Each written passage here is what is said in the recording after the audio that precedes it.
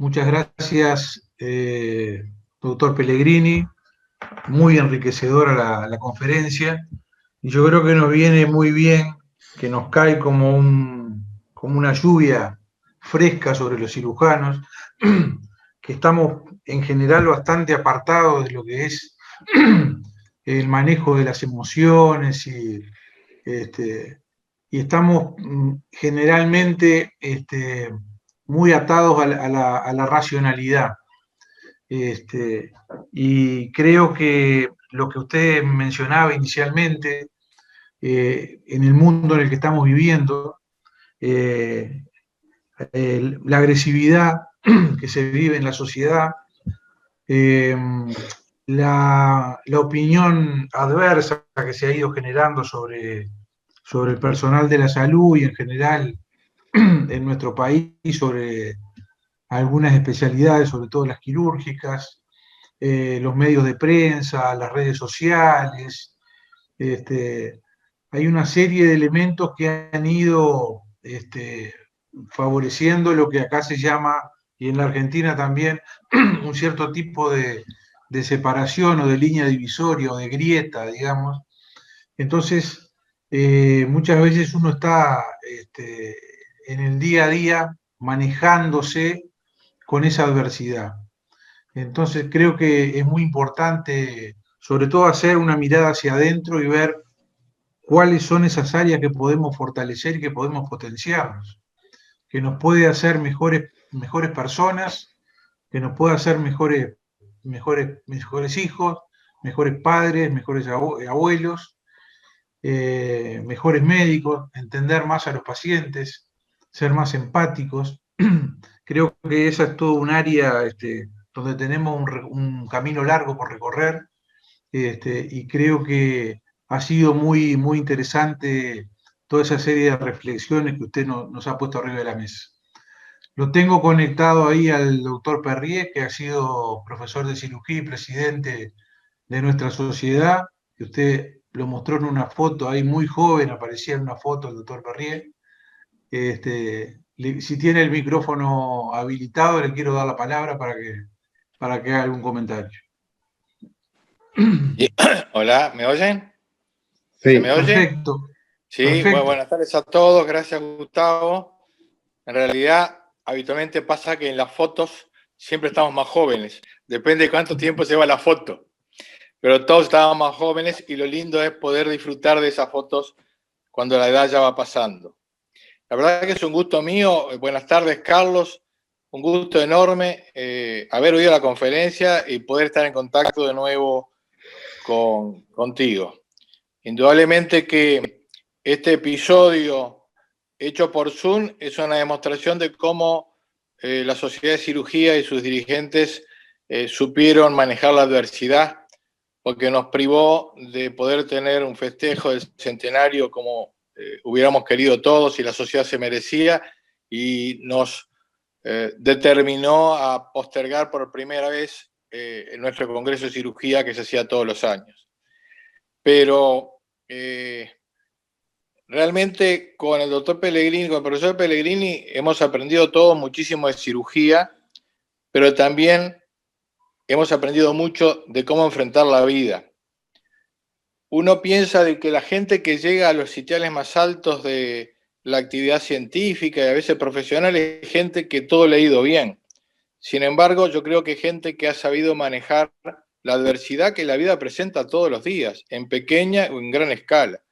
Y si uno llegara a conocer, yo conozco una pequeña parte, la vida del profesor Pellegrini, se da cuenta que pasó adversidades muy superiores a la que comúnmente pasamos lo que tenemos una vida relativamente sencilla. La conferencia no tiene desperdicio. Yo podría decir que son reflexiones de cómo encarar la vida o lecciones para ser más feliz, porque en último término poder manejar la adversidad es tratar de ser más feliz y encontrar a la vida un sentido más positivo o un sentido positivo, lo cual nos hace pasar mucho mejor.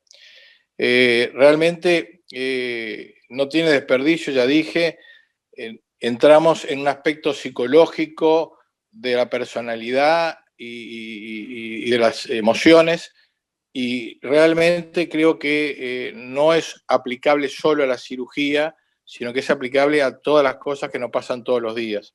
Así que yo le tengo que agradecer al doctor Pellegrini lo generoso que ha sido siempre para transmitir sus conocimientos, pero además lo generoso que está haciendo en transmitir este tipo de cosas que habitualmente, como decía Gustavo, los cirujanos no las manejamos porque estamos siempre metidos en otras preocupaciones inmediatas, como son nuestros pacientes y las complicaciones de los pacientes y el manejo de las complicaciones de los pacientes, y a veces nos dejamos avasallar un poco por esas emociones sin poder poner la pausa que es necesaria para las reflexiones que Carlos nos decía.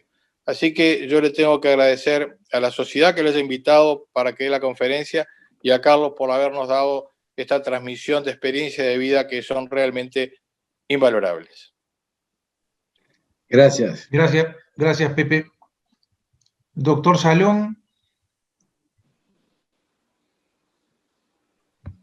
tenés el micrófono apagado. Sí, ahora sí.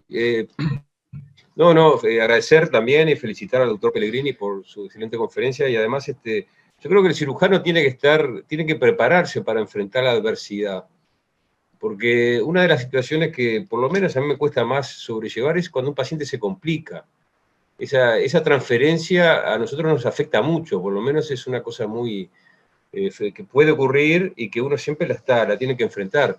Y uno tiene que estar mentalmente apto para poder enfrentar esa situación y para desarrollar la cirugía.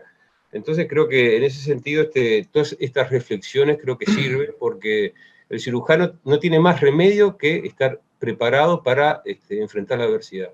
Y todos estos consejos creo que son muy sabios y realmente nos ayudan a pensar en todos esos aspectos, ¿no? Nada más. Muchas gracias, estoy de acuerdo. Yo creo que uno de los saboteadores, eso que yo les decía anteriormente, es la hiperracionalización, que nosotros tenemos en cirugía mucho de la racionalidad en lugar de llevarnos por el sentimiento que nos establecemos, por ejemplo, con pacientes.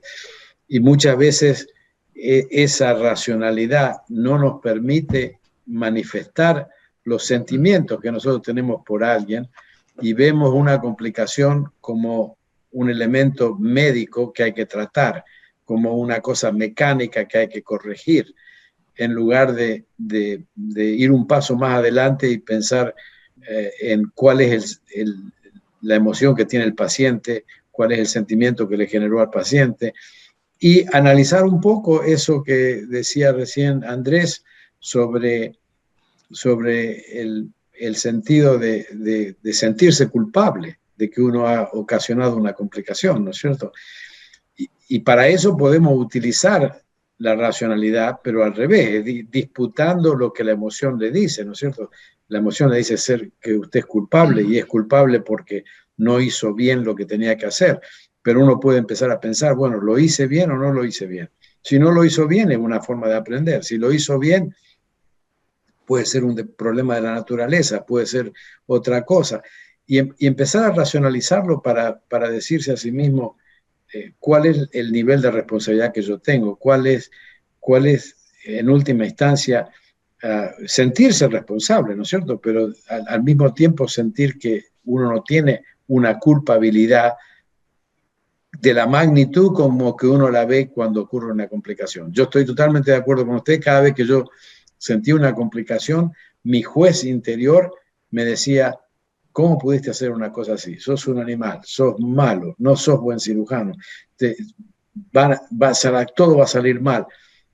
Y la racionalización me permite a mí desescalarlo y decir, no, escúchame, eso pasa, ¿no es cierto? Recién estábamos escuchando una conferencia sobre hernias hiatales gigantes, y cuando uno está corrigiendo esa hernia hiatales gigante y la hace un día y la hace otro día y la hace otro día, algún día tira un poquito más o desgarra un poquito el esófago y hay una perforación del esófago, y entonces hay que pensar, bueno, ¿cómo puedo hacer para resolver este problema? ¿Cuáles son los mejores puntos que tengo que dar?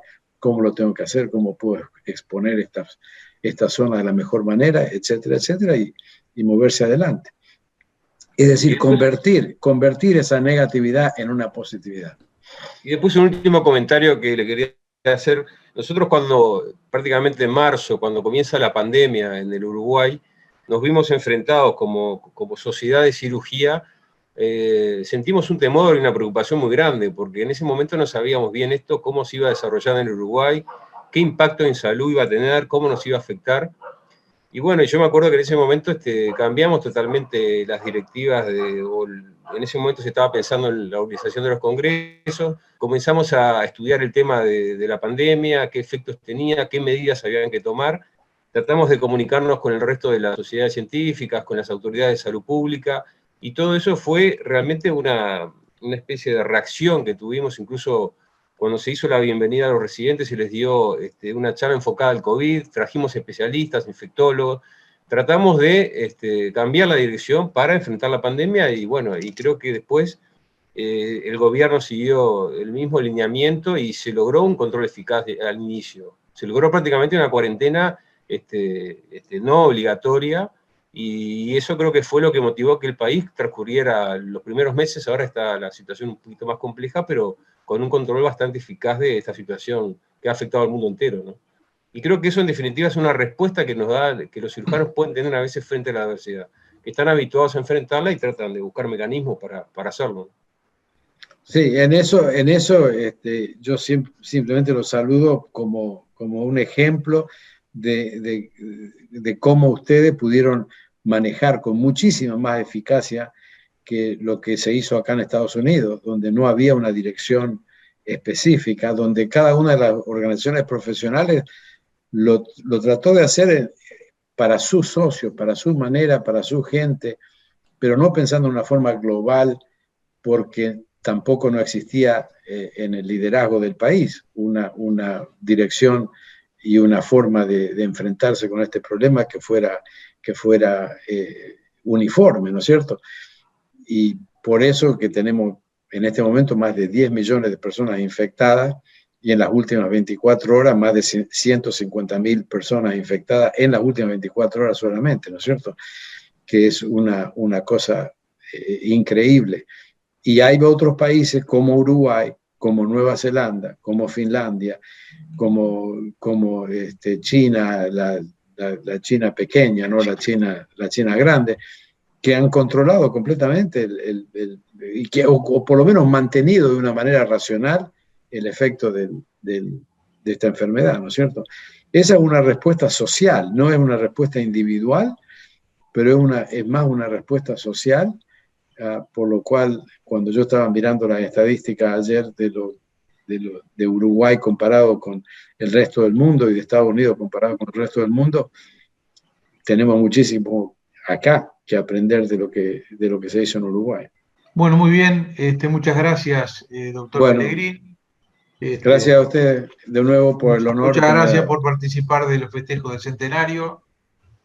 Cuídese y ojalá podamos reencontrarnos pronto. Ojalá, así sea. Muchas gracias.